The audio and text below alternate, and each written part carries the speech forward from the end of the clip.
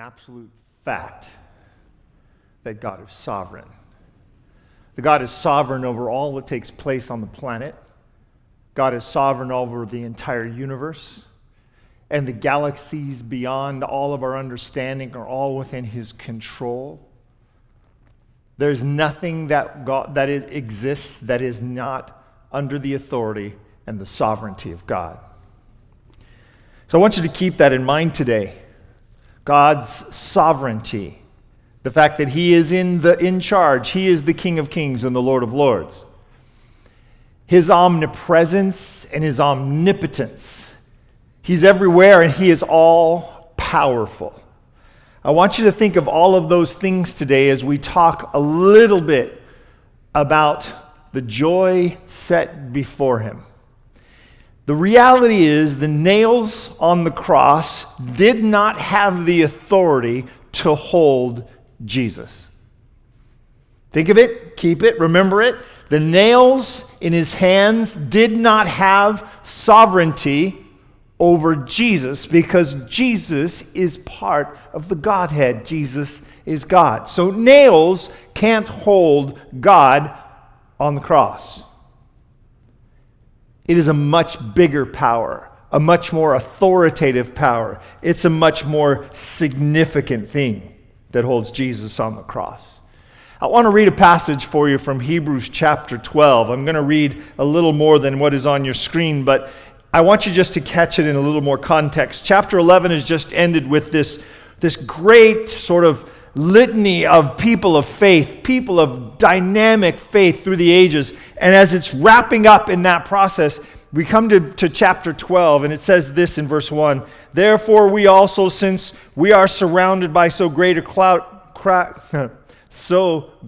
cloud of witnesses, let us lay aside every weight and sin which so easily ensnares us.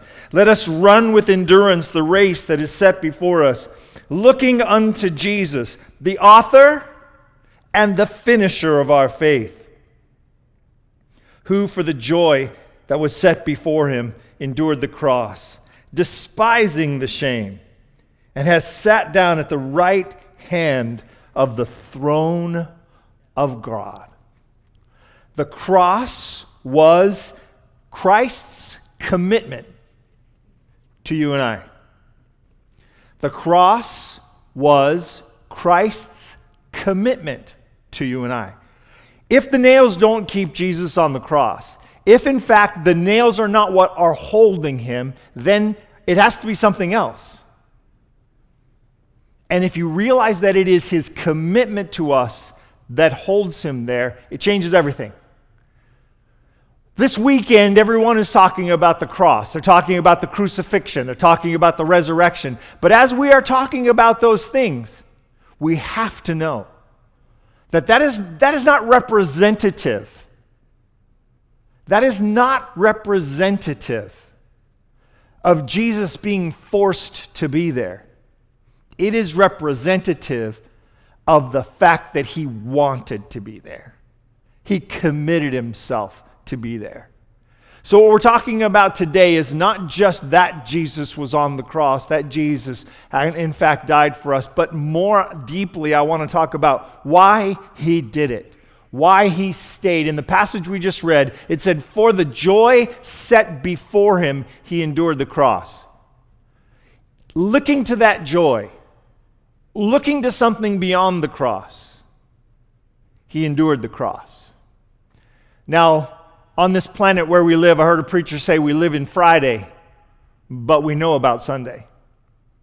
We all live in a place where the resurrection of the saved has not yet happened, where God has not transformed the earth from its sinful nature and transformed it into a place where death doesn't reign. But the Bible says that will happen, and the assurance of that, the first payment of that was the resurrection of Jesus.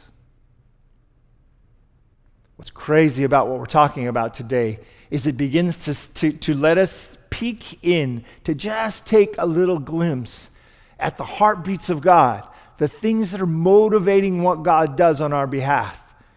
So remember, Jesus made a commitment to you and I that is expressed in the cross. I want to read you a couple of texts. In John chapter 10, verse 17, Jesus speaking now. Jesus speaking says, I lay down my life that I might take it up again. I lay down my life. No one took it from me. No one forced me to lay it down. I lay down my life. That's John chapter 10, verse 17. Verse 18 says, no one takes it from me. No one takes it from me. I want you to get this piece really clearly, because if you don't understand this, you kind of get yourself in a bit of a quandary. Because was Jesus simply a virgin in the volcano, just a sacrifice that had to happen?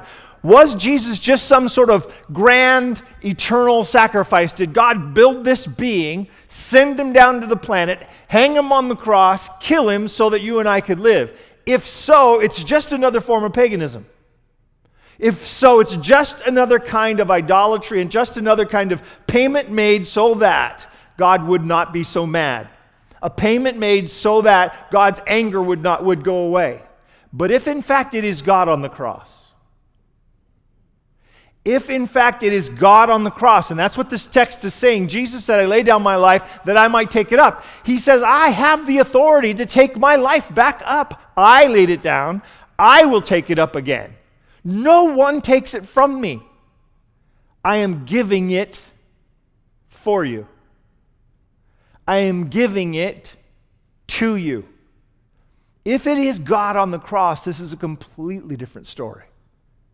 If it is God on the cross, then what we are looking at in this text, that we are looking at on this weekend, is something so far beyond what man has ever considered before. What we're looking at in this weekend is God's heart for man expressed in an incredible event. And I want you to allow this thing to get bigger in your mind. Allow this thing to be whole, because Jesus, as he is here on the planet, is fully human and fully God. So even though Jesus had told the disciples in John chapter 10 that no one was taking his life, that he was laying it down, by the time we get to that story of the weekend of Jesus' death, we start to see some changes. A lot is going on. Jesus has celebrated the Passover with the disciples. In that Passover service with the disciples, he tells them, this bread is my broken body. This wine is my spilled blood. He begins to take the symbols of Passover, transform them, change them, express them in a different way so that the disciples would begin to understand that something is up. He's been telling them for weeks the crucifixion is coming. He's been telling them that he'll be pushed into the hands of evil men and that he will die for them, die on the cross. And he's been expressing it over and over, and the disciples are missing it, and at one point even denying that it's possible.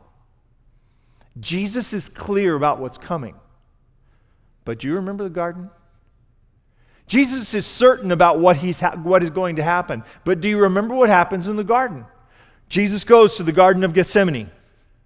When he arrives in the Garden of Gethsemane, you remember the story. The disciples are there. There are 11 of them because Judas has already decided that he's going to go about a different kind of business. He's going to attack God. He's going to, in fact, turn Jesus over to the Pharisees so that Jesus might be hung on the cross. Now, we can say a lot about Judas, and perhaps in that moment Judas believes that God is going to rescue him. Maybe Judas believes that he's forcing Jesus to do something to get himself down from the cross. That's a discussion for a different time, but he's already committed to it. He's already left the room. Remember, he left the upper room and went. Jesus said, go and do what you must. So 11 disciples are there in the garden. Jesus splits the group, which he does regularly. And he takes Peter, James, and John, and he goes into the garden to a specific place. He goes to a place where he kneels and he prays. But before he gets to that place, he tells the disciples, stay here and pray for me. Think about that for a minute. Do you ever remember any other occasion when Jesus asked the disciples to pray for him? Jesus is, in fact, recognizing the stress and the struggle he's under, asking for the surrounding prayers of the church on his behalf. Do you see the humanity of Jesus beginning to be expressed here? as one human to another, he's saying, I need you to pray for me. You ought to stop and think about prayer right now. Because if Jesus is asking for the disciples' intercession for him in this moment, think about what this means about your prayers. Think about what this means about the authority and power of your prayers. Jesus says, I am heartbroken. I am struggling to the point of death. We later learned that in the stress of this moment, in the stress of this experience, Jesus actually sweats great drops of blood. You can read up on this medically and you can Google it and you'll see that it's an extremely stress-ridden body that causes this to happen. And there in the garden, Jesus goes and he prays. And he prays to his Father and he asks, if there is something else, some other plan, some other way, can you let this cup pass from me? Please let this cup pass from me. But I submit to the will of your authority and your sovereignty. This is God. This is God submitting to the sovereignty of God. This is Jesus in that human moment, in that human flesh, submitting to the sovereignty of God. And he says, if it is possible, please let this cup pass from me. I don't want to drink. I don't want to die. I don't want to suffer. I don't want to do what I have to do. I know what's coming and I don't want to do it. This is perhaps the only moment where Jesus' human desires conflict with the will of God. Think about it. The will of Christ in his humanity is in conflict with the will of God in his sovereignty. Jesus has been predicting this for a long time. Now that he arrives in the garden, there's a final act of decision here. There's a final act of will. And do you realize what the final act of will is? Once he asks, twice he asks, 3 times he asks, and each time he asks for the same thing. Each time he asks that this cup pass from him, but each time he says, nevertheless, not my will, but your will be done. In the garden is the final act, Jesus' final act of his will, the act of Jesus stating to God, I desire for your will. This is Jesus in his humanity submitting his human will to the greater will of God. That's the place Jesus is when he submits to go to the cross. When Jesus submits to Judas' kiss. Heartbroken, but surrendered, he takes the kiss. When Jesus submits to the Sanhedrin's questioning, he submits in a surrendered place, choosing only by faith the will of God. I know we just climbed the high dive of theological discussions about your Christianity, I can't even say the word, your version of Christ as God, and dove off. But I don't want you to get lost in that moment. I want you to catch this one. In his humanity, there in the garden, he submit. Father, if it is possible, let this cup pass from me. Nevertheless, not my will, but your will be done. It takes us to an interesting place in Scripture. You see, we're not the only ones. We're not the first ones to think about this. The apostles thought about this. And when they were writing the text, when they were reflecting back on this for the church, so that the church would understand, a church in suffering, a church in struggle, a church embattled in reality, when the church is going through the pain that the church would go through, the disciples found this moment to be a very strong example of how we might live. If you remember the passage I just read in Hebrews chapter 12, it says, "You should be looking unto Jesus, the author and finisher of our faith, who for the joy set before him endured the cross." We, looking unto him, understanding that he endured suffering because he looked past the suffering. He endured the cross because he looked to the joy. Think of Jesus as the way he's described in Philippians chapter 2. Philippians, when Paul is writing to the Philippian letter, they're enduring these same kinds of struggles. He says, Jesus, he humbled himself and became obedient. Catch the words. He humbled himself and became obedient to death, even death on a cross. It's a very strong statement that's being made. It's saying that Jesus surrendered his will to the will of God, to the greater plan. And in so doing, humbled himself even to the point where he would receive death on a cross. Remember, death on a cross was a shameful death. You notice that the text said in Hebrews chapter 12, disdaining the shame. I don't care about the shame.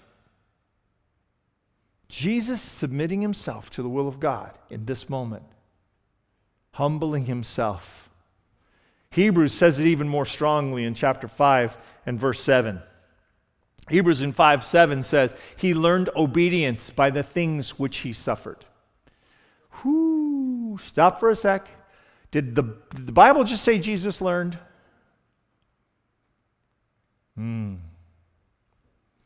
What are you thinking? Has your brain just kind of exploded? Did you think when Jesus was born he could walk, talk, and do algebra?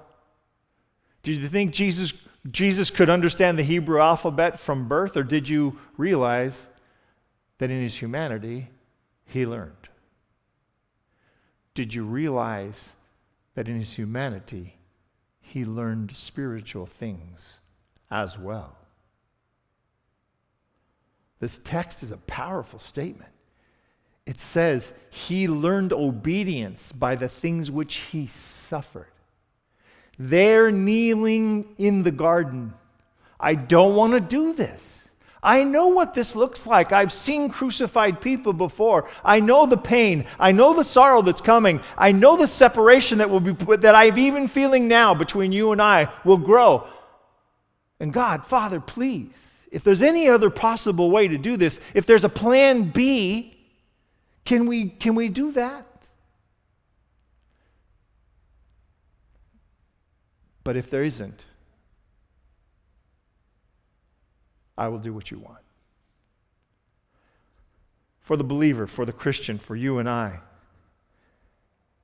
we have to understand the power of that choice. That you and I have that same kind of power to choose God's will. Jesus believed in the promise of joy to come. Jesus believed that if he could get through the cross, if he could endure the pain and sorrow that was in his path, that there was a joy that would follow. Oh, I don't know that you remember. You probably do because you guys have great memories. Pastor Tim preached about this a while back. He talked about the fact that Jesus was singing Psalm 22 on the cross. Do you remember that? Do you remember him talking about remembering that song? I don't know if songs stick in your head. They do me. Songs stick in my head. In fact, just last night I was having a horrible nightmare about missing a preaching appointment. This is the kind of weird things preachers have nightmares about, that we're supposed to be somewhere and we're not. And as I was praying, as I was struggling through this whole thing, a song that was sung here today kept playing in my head. It just kept playing in the background of this nightmare. So it wasn't as nightmarish as you might imagine. It wasn't as frightening as you might imagine because it had a soundtrack. Unusually, this week I got to actually be here and last week for practice. And in being here for practice, I heard the song being done, and I heard the band, and I heard Mikey singing it, and Mikey was singing it in my head. And it was making that nightmare a little less nightmarish. That's the point. That's how you endure suffering. That's how you endure the momentary struggles now, because you see something coming. We live in Friday, but we know about Sunday. We live in a life where people struggle. Right now, we're in the midst of this whole epidemic, pandemic, whatever it is around the world. And as we live through it, people are finding it very difficult. They're fearful. They're battling. They're worried. We live in a world that is Friday. We live in a world where suffering is real, where people are really having problems. People are lonely. People are heartbroken. People are broke. People have lost their jobs. We live in the realities of that. But we know about Sunday. You know, it's Saturday right now. It's the Sabbath. Crazy to me. Wild to me. That between the crucifixion and the resurrection, there is rest. Between the crucifixion, horrible, probably the worst thing that ever happened on our planet, and the resurrection, magnificent, amazing, one of the best things that ever happened, maybe the best thing that ever happened until the final end. There is rest. Between crucifixion and resurrection, there is rest because we know about Sunday. There was rest for Jesus in the tomb because he closed his eyes in peace. Not because he wasn't suffering, but because he was singing Psalm 22. Catch a little bit of it. Save me from the lion's mouth and from the horns of the wild oxen. You have answered me.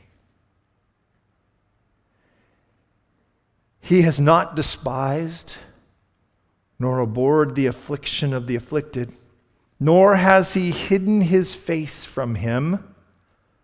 But when he cried to him, he heard. Imagine if you were in the garden crying out, please let this cup pass from me. And this comes to mind. He heard me. He did not despise my affliction.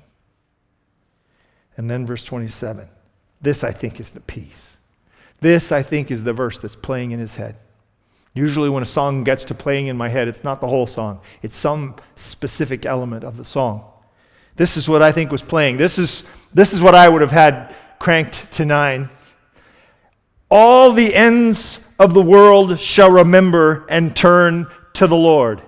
And all the families of the nation shall worship before you. You know why he's here? You know how he's staying here? Because he knows the price he's paying saves you and saves me.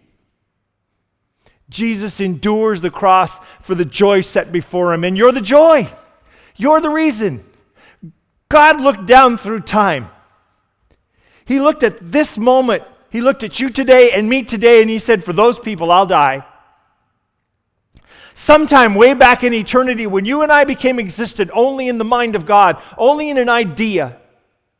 Sometime back in eternity, when God decided that he was going to begin to create sentient beings and give them the power of choice, when the first angel was given breath, God had already committed to the cross. Because when the first angel was given breath, he knew about Lucifer.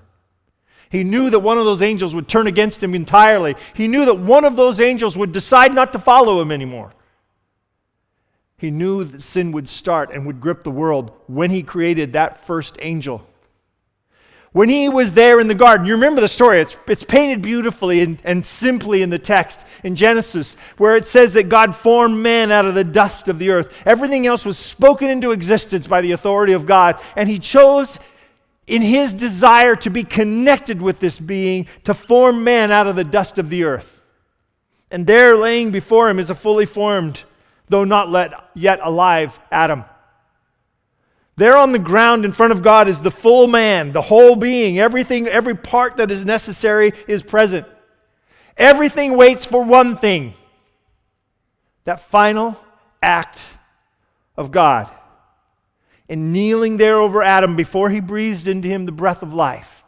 Before that moment when God's heart connects with man, before that moment when he brings this person to life, he knows already about the cross. He's already felt it. He's already been aware of it. There's no question in him as he breathes breath and life into Adam's body that this is going to cost him. This is not the first time that God faced the cross. He's been facing it since the idea of giving beings, sentient, intelligent beings, the power to choose. From there to this, he's been facing the cross. Yet, when as a human being like you and me, he had to deal with the pain, when a human being like you and I anticipated the suffering, he was looking for a way out. How did he survive? The joy set before him. Your salvation, mine. That because people would look on this and they would worship the Lord. Because nations would look on this and turn to God. Singing that verse in his head. For the nations will look on this and worship the Lord.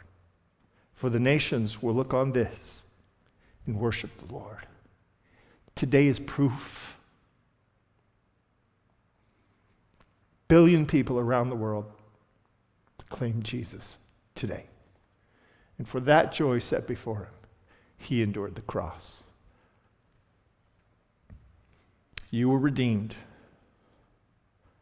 with the precious blood of Christ, as a lamb without blemish and without spot. Foreordained, prior decision made, before the foundations of the world. But Christ, the blood of Christ, was made manifest in these last days for you. You were, you are, your friends, your children, your neighbors were and are the joy that he was talking about. The joy set before him. That allowed it, that made it possible for him to endure the cross.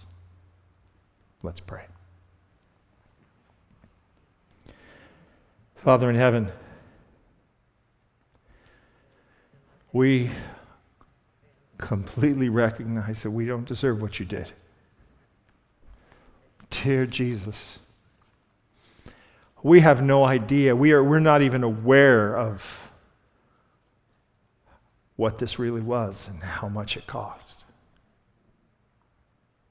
There's no way we could understand what creating a separation between the Trinity that had always eternally been one. We have no idea what that felt like to you. Oh, Lord Father. Oh, dear Jesus, thank you.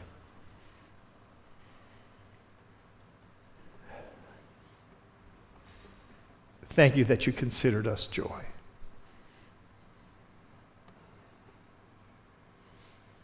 Thank you that you would rather die than have us stuck in a spiral of sin and death. Thank you that you chose the cross so that we could choose you. Lord, help us to show our world that we all have this amazing gift of your grace, of your love, of your compassion. Oh, Lord, thank you that you considered the likes of us joy. And in Jesus' name, and because of his resurrection, amen.